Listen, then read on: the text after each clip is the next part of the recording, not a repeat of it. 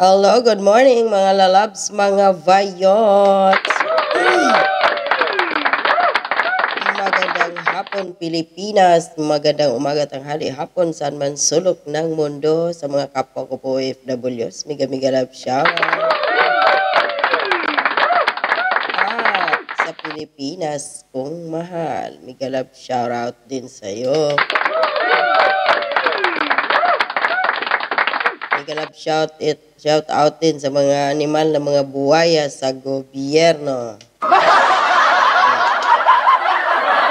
Yung mga ipokrita dyan, no? So, araw ngayon ng Miyerkules, sa 17 ng Enero 2024. Sana magbago na ang mga hinayupak dyan, no?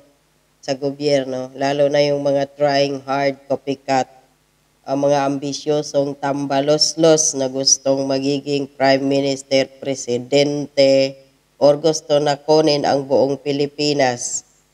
Mga nimalis kayo. So, wala muna akong live ngayon kababayan kasi mga lalabs, mga vayots, kasi nga inaatake ako ng aking sinus, no? So, ito lang muna, upload, no? So, yung topic natin po ngayon mga kababayan, ay ito si Erwin Tulfo. Aba, nahaluan na din ng pagiging sinungaling at papunta na din ata sa pagiging damonyo.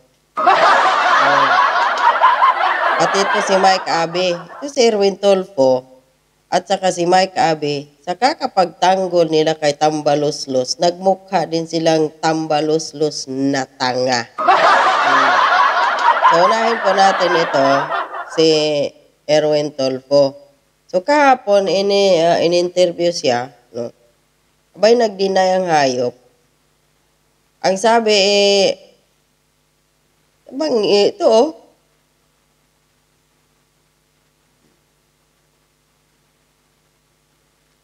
TV5, GMA, CNN, o kung ano pa to, harap-harapan po mga kababayan ang kanyang pagsisinungaling at pagtatanggol dito kay Martin Romualdez na tambaloslos patungkol po dito sa People's Initiative na ito na wala daw kinalaman si Martin Romualdez, lalo na dyan sa pagpapapirma daw.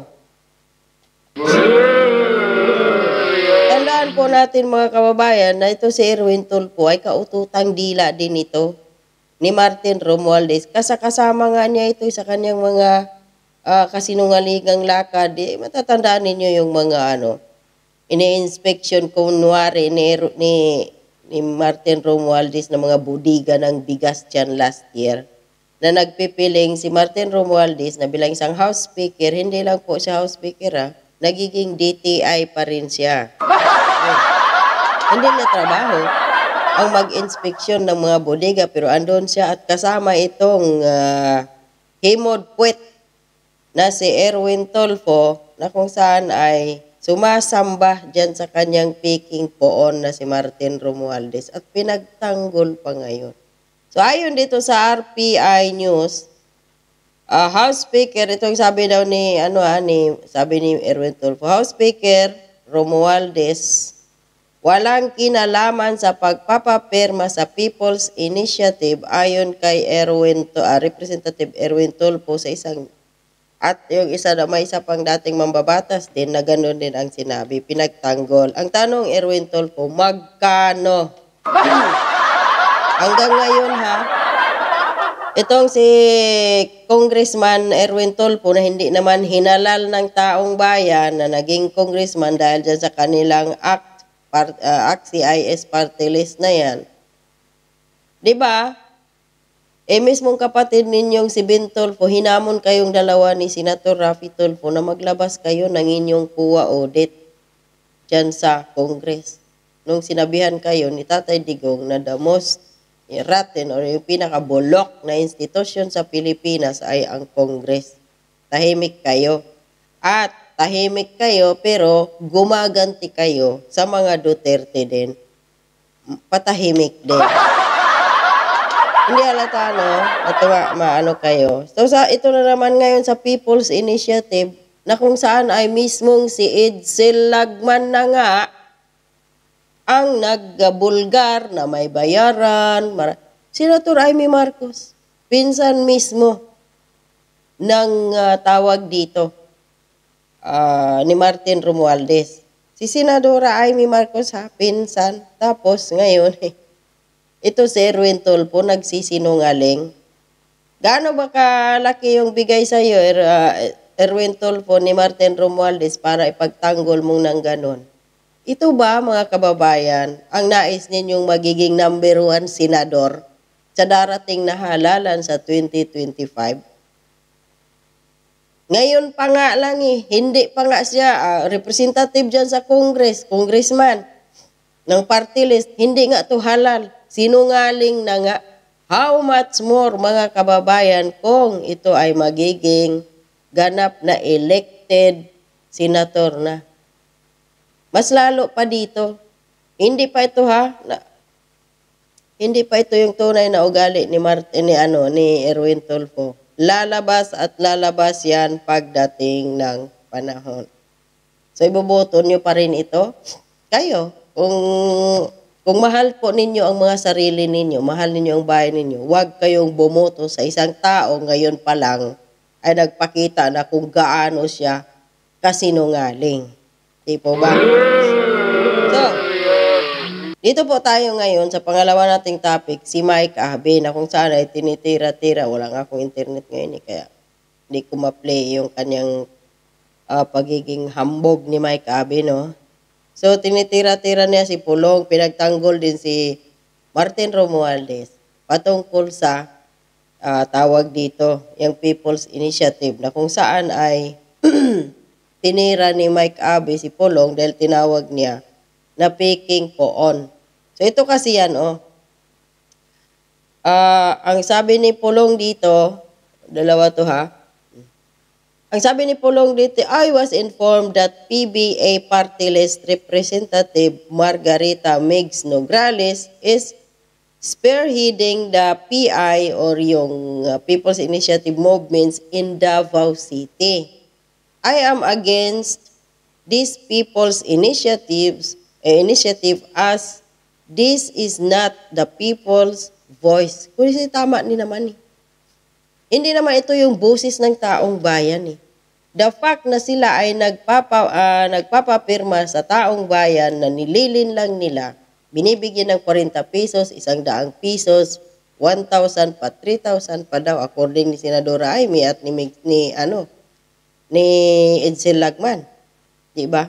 So hindi po yan People's Initiative. Panloloko po ito, bribery according to Attorney Harry Roque. No? So sabi pa dito, but the voice of a few who wanted to perpetuate themselves in power. Ito yung boses daw ng mga iilan na nais manatili sa kanilang kapangyarihan. At alam naman natin kung sino yun sa Congress. Pinangalanan na yun mismo ng kanyang insan na si Amy Marcos. So sabi ni Pulong dito, to all Davaoenos, do not sell your soul or a mere 100 or 1,000 pesos, 100 to 1,000 pesos in exchange for your signature. Correct naman Nababayaran kayo, iba nga 40 pesos sabi ni Senadora Amy. 100 kahit 10,000 pa yan. Mga kababayan, huwag ninyo pong ipagbinta ang inyong mga perma dahil yung kapalit niyan po walang halos panghabang buhay ninyong pagdurusa. Bakit? Kapag na-amyendahan ang 1987 Constitution na yan at magiging parliamentary, wala na pong eleksyon at mananatili si Bongbong Marcos, si Martin Romualdez in power hanggang sa sila ay mamatay. At tayo, magdusa tayo. Bakit? Kagaya ng Marcos Sr. style, kapag hindi ka sumunod sa kanyang kagustuhan noon, anong ginagawa nila? Persilapit. So, payag kayo niyan. Nababalik yung kagaya nung 1980 ng panahon ng rehimeng Marcos, yung martial law, na kunting kibot mo lang, tsogi ka, O sige, pirma kayo. Bahala kayo. So, sabi pa niya dito, if you wanted to follow the minions of the person dreaming to be great in Congress, to perdition, that is your choice. Perdition means ito yung, ano ba tawag dito? Pagdurusa. Yun. So, ito yung sinabi ni Pulong dito. May isa pa. At ang sinabi dito ni Pulong, I also heard from reliable sources that even the senators are explicitly requested to refrain from putting projects in my district. Bakit hindi pinangalanan ni Congressman Pulong Duterte kung sino itong mga PI din ng mga senador na ito at malamang pumupunta din ang mga hinayupak ng mga senador na yan sa Davao para kausapin ang mga Duterte during the election last year or kung mga nakailan pag na mga nagdaan para kausapin ang mga Duterte na suportahan sila sa kanilang mga kandidatura. Mga animal kayo. Senador kayo kung sino man ito. So sabi pa dito ni Pulong, hindi ako luluhod sa inyo para mabigyan ng proyekto lalo na at may 30% pang kinukuha ang isang peking Panginoon. Matatandaan ninyo mga kababayan, hindi lang po si Pulong ang nagsasabi dito na may 30% pong kinukuha ang isang Panginoon. Pati si Arnie Teves, na kung saan ay tinanggalan nila ng karapatan ang mga taga-Negros doon sa lugar ni Teves, sa kanyang distrito na hinalal nila si Congressman Arnie Teves. Nagsabi din yan si Congressman Arnie Teves, di ba? Na may kinukuhang, ang sabi nga ni Arnie Teves doon kapag kaalyado ka, 20% lang ang kinukuha. Kapag hindi ka lumuluhod dito sa peking Panginoon na ito, dyan sa Congress, 40 to 50% ang kinukuha. Ganon ka-animal, kahangal ang peking Panginoon na ito na sana ay kunin na rin siya ni Satanas. Madaliin na sana. Animal yan So sabi dito ni Kong Pulong, to all congressmen ganging up on us, do not give me that kind of BS, bullshit because I will not starve to death if you take my budget away. Ang kawawa is yung mga Davaoenos na bumoto kay PBBM. Yun lang. Isaksak gagaya ko. Davaoenos din na bumoto kay Bongbong Marcos. Na nagtiwala ay yung pala ngayon ay ang kanyang administrasyon ay isang malaki ding BS. Dahil siya at ang kanyang insan, mga BS ang mga tambalos-los. So ngayon, si Mike Abe, sa sobrang pagsamba din niya dito sa kanyang peking poon dyan sa Congress, yung pinakamataas dyan, na tambalos-los. Ayun, nagmukhang tanga. Binanatan nga niya si Pulong dito. Hindi din siya naniniwala na mayroon daw bayaran na 100 pesos, 40 pesos, sinungaling daw. Yun si Edsel Lagman at na nagpapakalat daw ng peking balita. Ito yung kanyang vlog na yun, it was around 1 week na ngayon, no? So ang sabi pa niya doon, hindi daw totoo na si Martin Romualdez, yung may pakana ng kaguluhan na signature campaign na yan na may bayad-bayad. At sabi pa tawag dito ni Mike Abe, yun daw ang tama na gagawin. Balangkasin at palitan ang 1987 Constitution, yung economic reform, etc. So ngayon, Mike Abe, masasabi ko sa iyo, ikat mo. Mismong sa bunganga na yung pang-sip-sip president na yan, no? Yung si Mig Subiri, na, di ba, pa yan siya, Senate President. So, sip-sip president din yan siya. Mismong sa bunganga niya, nagsabi na Nasabi, according daw sa kanya ni PBBM, bakit may bayaran? So ano ko ngayon, Mike Abe? Lahat ng mga sinasabi mo kontra kay Pulong Duterte, kontra kay, sino ba ito? Diyan sa People's Initiative na may signature campaign na mismo. Doon nga sa Sarangani, meron. Matatandaan, doon sa kabilang cellphone yata. Matatandaan yung sinabi ko sa inyo na kasama ko dati dito sa Kuwait. Na, saan na ba yun siya? Na nasa Sarangani. Ang sabi niya,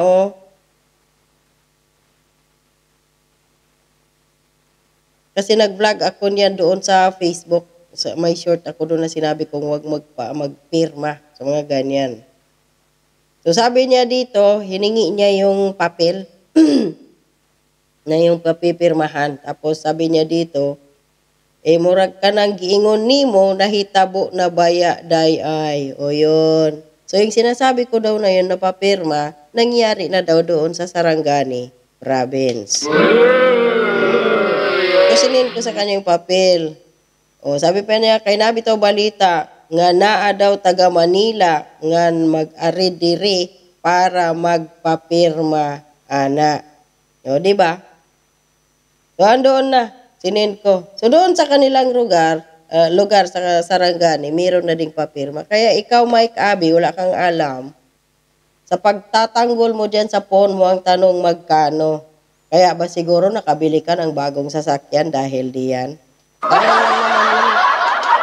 Wala ba sa suhol iyon ng iyong mga poon para ipagtanggol mo ang kanilang kabulastugan, pagiging balasubas sa taong bayan, kaya ka nagkakotse.